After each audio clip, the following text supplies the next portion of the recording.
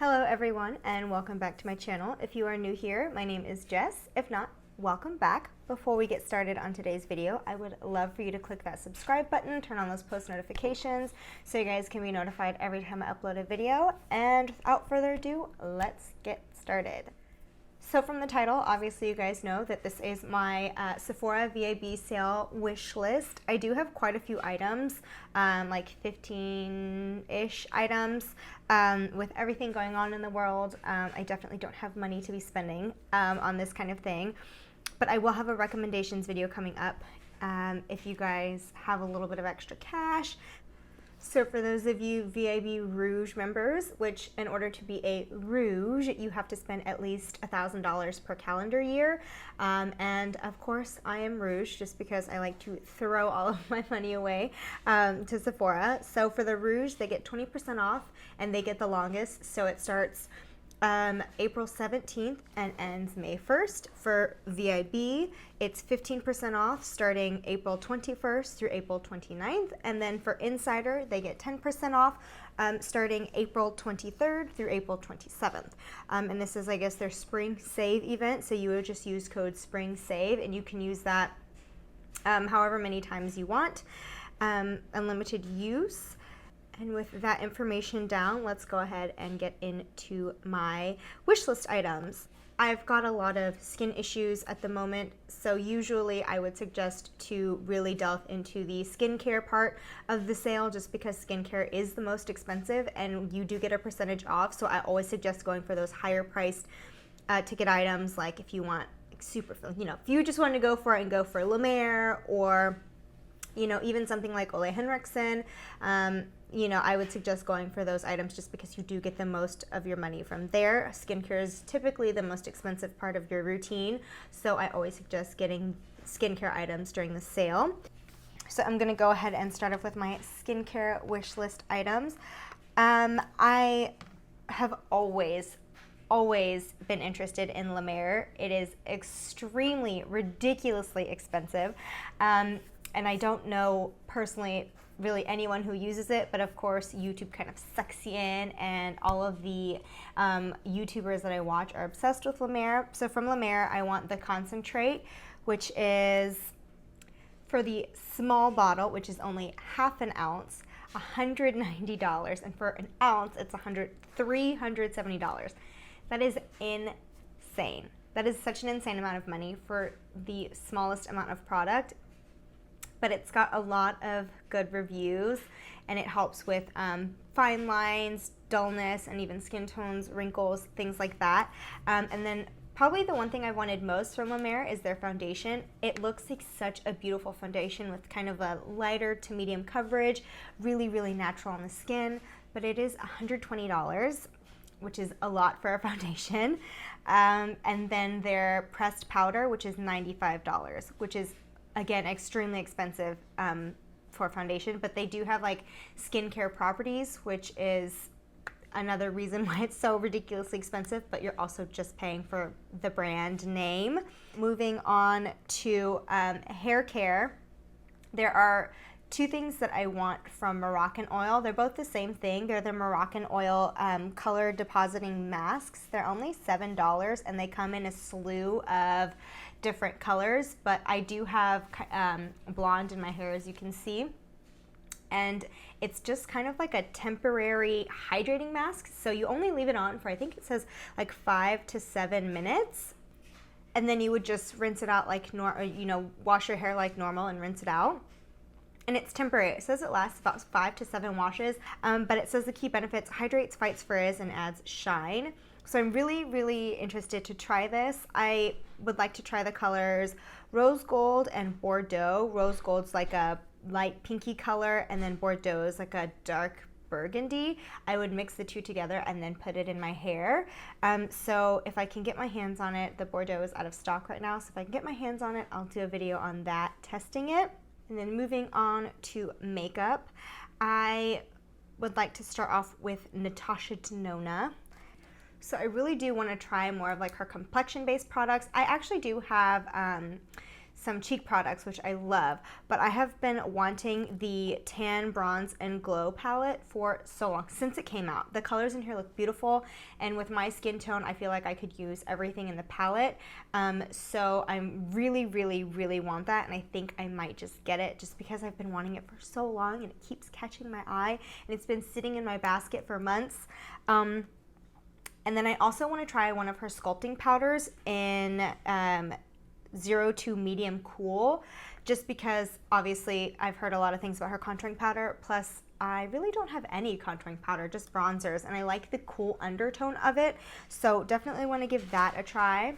Then from Miss Pat McGrath, she just came out with a concealer and like a under eye powder and a compact, so I definitely want to give those two a try. And then of course I'm thinking about getting the concealer brush. Now the brush is the same price as the concealer, $32, which is a lot for a concealer brush, but I really like the shape of the concealer brush.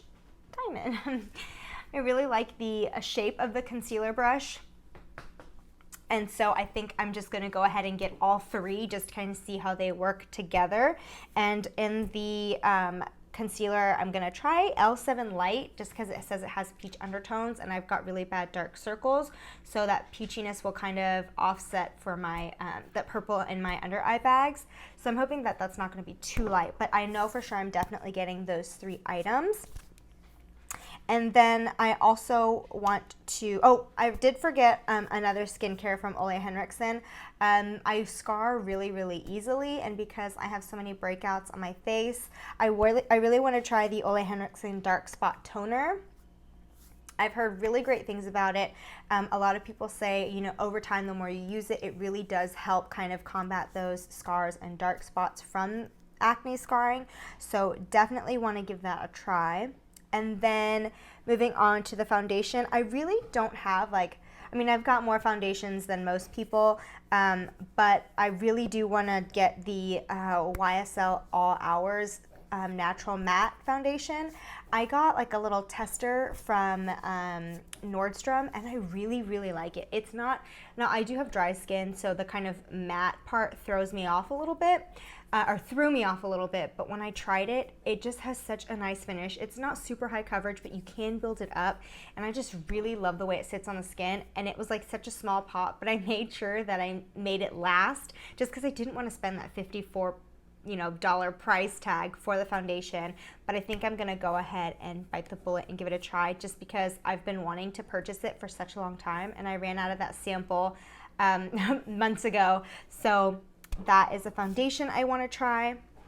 And then for powder, I am not one to test powders. Like I don't know, I'm really picky when it comes to powder. Like right now I'm using the Milk Blur and Set powder, and I really, really like it. It's really finely milled, sits nicely on the skin, doesn't make me feel too cakey or dry. But the powder that I want to pick up is the Charlotte Tilbury Airbrush Flawless Finish powder. And that is like a pressed powder, so it's not a loose powder. I've never really used a pressed powder as a setting powder, so I really want to give that a try. I know that it was like a cult favorite when it first came out, and I'm a little late to the game on that, but that's the powder I want to try.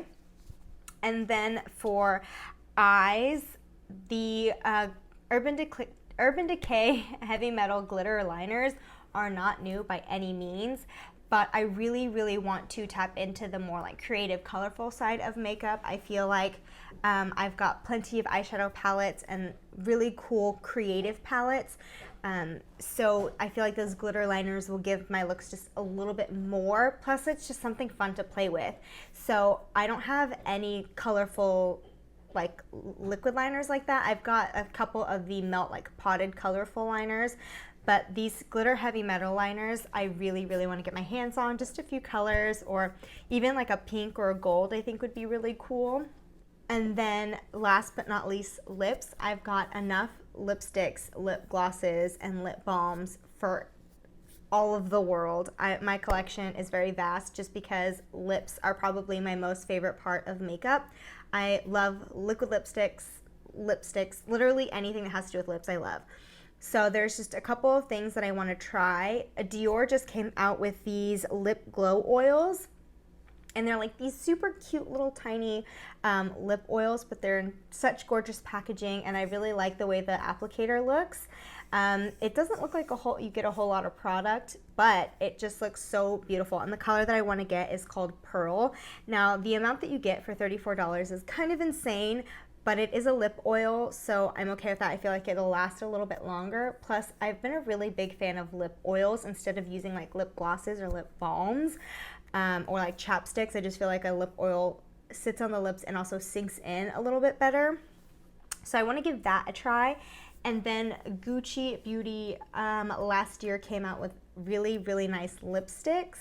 And the one I want to try from them is 204 Peggy Taupe, and it is a satin shade. Now this color it's kind of a strange color. It's like a dark brownish red, really hard to explain, and it does look like an odd color, but I personally love really dark brown lips, and it has a hint of red to it, so I'm really excited to give that a try. And it is a satin, which I prefer just because, I mean, I'm okay with having to reapply it, but just because I do have such dry skin and dry lips, I feel like a satin would be kind of nice so it's not super matte. And I think that's all on my wish list. It sounds like a lot, and I'm probably not going to get everything that's on my wish list. I might even pick up a couple things that aren't on my wish list. Just depends. It's kind of a good thing that Sephora is currently closed because during the sales, I like to go into the store and kind of wander around the store and just kind of like take it all in. I could spend hours at Sephora and never get bored. But usually when that happens and they aren't open, I tend to buy more when I'm in store than when I'm online, just because I can feel and touch and you know, do all of that kind of stuff. So I end up with more in my basket than I could ever need. So this is really going to make me narrow it down and kind of sit down and really think about what I want to purchase. So I will definitely let you guys know what I pick up. There will be a recommendations video coming as well, just because there are a few things that I stand by that I wholeheartedly think is worth the money. And with it being a sale, you do get a little bit of money off. So if you do have the money to spend, I say go for it. I know that this is a really tough time. I myself am having a really tough time with everything. And it really sucks. My heart goes out to the entire world just because this is not a fun time. And in all seriousness, just please stay safe. You know, if you're feeling down, get up, put on some makeup, put on some good music, and just kind of be in the moment and just appreciate everything that you have. And thank you so much for tuning in, you guys. And until next time, bye.